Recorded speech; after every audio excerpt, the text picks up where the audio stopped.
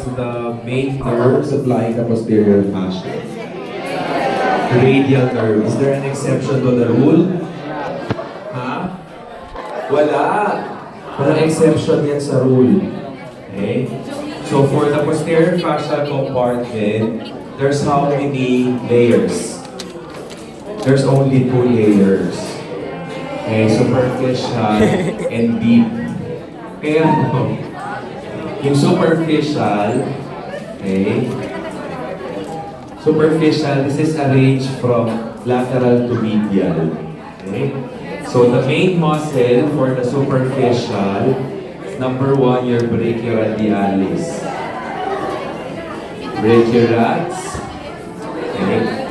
Kanina sa front, okay, sa front, meron tayong flexor carpi radialis. Sa back, meron tayong extensor carpi radialis longus and brevis. Okay, dalawa ito. So pag nakita niyo itong tatlong muscles na to, they are arranged in layers. Okay, brachioradialis, ECRL, ECRB. Okay? Then you have a muscle that will extend the digits, extensor digitorum, or yung iba they call it extensor digitorum communis. So there is a special muscle that will extend the index. Okay, that's your extensor indicis. Okay? And then there's a muscle special for the little finger. That's your extensor digiti minimi. Okay? Then the last muscle is the counterpart of the extensor of the flexor carpi ulnaris. This is extensor carpi ulnaris. Among all the muscles, which is not supplied by the radial nerve? Ha? O, nilito ko lang kayo. Sabi ko walang exception to the rule. Everything is supplied by radial nerve. No exception. Pero pag pinag-uusapan is the anterior fascial, it's your FCU and the profundus, the medial half, the lateral, sorry, the medial half, which is ulnar. Kuha to? Okay. Parang ang counterpart rin lang naman ito is yung opposite. Okay, except yung brachioradialis. Okay? Yung ECRL, ECRB, ang counterpart nito sa kabila is your FCR. Tama? Ang counterpart nito is FCU. Correct? Ang counterpart nitong tatlo is the flexor digitorum superficialis and flexor digitorum profundus. Okay? Kuha? So what about the next layer? The next layer, you will just remove this. Okay, wag kahit hindi na to. Just displace the extensor digitorum muscles. And you'll be able to expose the deep group. Sana may gumawa ng Okay. transfer lang. Deep group, you have the supinator. Wala ba nagawa? Okay, meron na tayong Sana. supinator Sana muscle. meron. Ang counterpart nito is pronator teres on the other side. Okay? And, ito, remember yung 3 deep group of muscles which is responsible for the extension of the thumb. Okay? We call this the anatomical snuff box muscles. Or, Ganito ba yun? na-discuss to, Hindi parang nililagay tayo ng lecture eh. muscles. And, Mag-start na ako tendon. mag-aaral ng practical. What is the anatomical snuff Toxic box? na pag nag-ano. This is just a triangular pit. Mas toxic ang ano.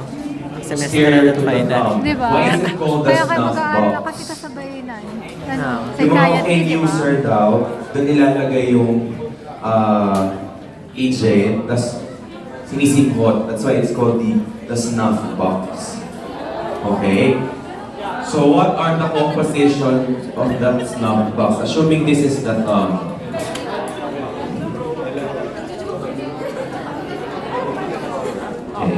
Ano yun? Fingernail. Okay. Okay, ano yung composition ng snuff box? Okay. Two tendons are enclosed by a common sheath, and then one tendon, loner.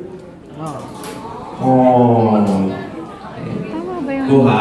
Tama. Yung dalawa, magkasama, this is from lateral to medial. Kuha. Okay. So this one is your abductor. Okay. The rest are extensors. Kuha. The lateral most is an abductor. The rest are extensor tendons. Okay. Both dulo are long tendons. That's why they bear the word longus. Therefore, yung nasa gitna is brevis. Okay? Kuha? Kuha pa?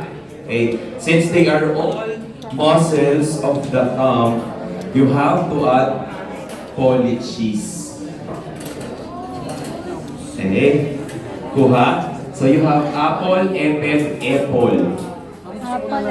So si apple at si epep is enclosed on a single synovial sheath, whereas apple is enclosed on its own synovial sheath. Why do we have to know this? There are instances wherein this two tendon is producing friction among each other. Nagkakos ng friction due to excessive movement of the thumb. Okay? Which can lead to inflammatory reaction on this area. Okay? How to test this? How to test if your patient is having this? You place the thumb under the palm. Okay? You close the four medial fingers and then you abduct. Okay? Or ulnarly deviate. It's as if you're pulling the tendon. If it's painful, okay, then probably you are suffering from a mild Parang meron. decurvain. Parang meron. Kache. Decurvain syndrome. Okay? So when asked if this nerve or this group of tendons are inflamed, okay, this group of tendons are inflamed, okay, the condition is decurvain. Okay? The test that we just did in order to check if a patient has decurvain is called Finkelstein.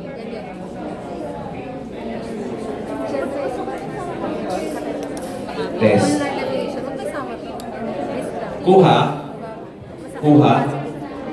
Okay. 3 years ago,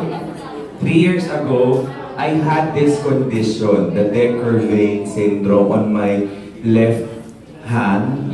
Okay? It's very painful, guys. Pag natatamaan niyo yung thumb niyo, parang hindi niyo gusto niyong sipain yung chair. Kasi very inflamed yung structure. Okay? So, ano yung management doon?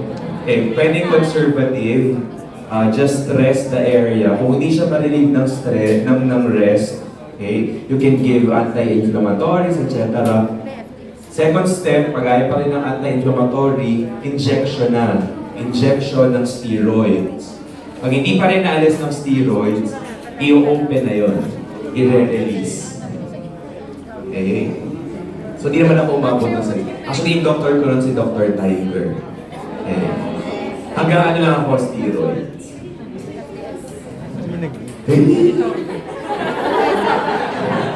Clear? Okay.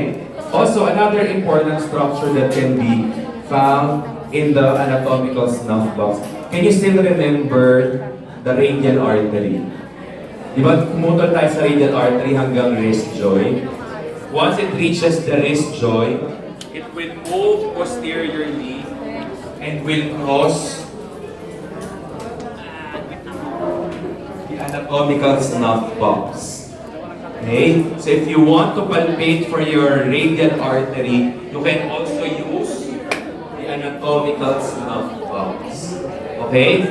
So for your next task, I want you to expose this group of muscles plus this one, the anatomical snuff box, plus the radial artery. Okay? And then after that, we'll move to the last part of the dissection, which is the wrist and hand.